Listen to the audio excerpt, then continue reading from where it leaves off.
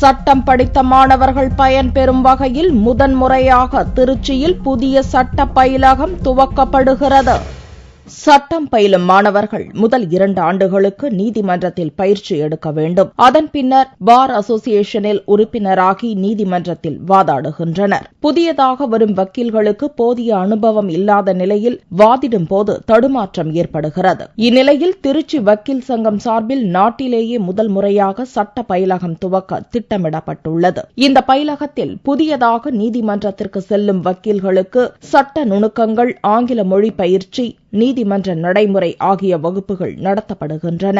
நீதிபதி, magistrate, முன்சிப் court நீதிபதி பதவிகளுக்கான தேர்வு எழுதுபவர்களுக்கும் இங்கு பயிற்சி அளிக்கப்படுகிறது. இந்த சட்ட பயிலகத்தில் அனைத்து வகுப்புகளும் இலவசமாக நடத்தப்படுகின்றன.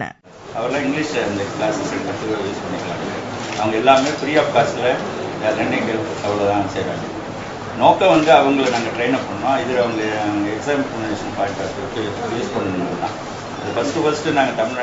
இந்த சட்ட பயிலகத்திற்கான துவக்க விழா வரும் 10ஆம் தேதி நடக்கிறது. தொடர்ந்து திருச்சி சட்ட பயிலகத்தில் இந்த ஆண்டு முதலே சேர்க்கையும் துவங்குகிறது.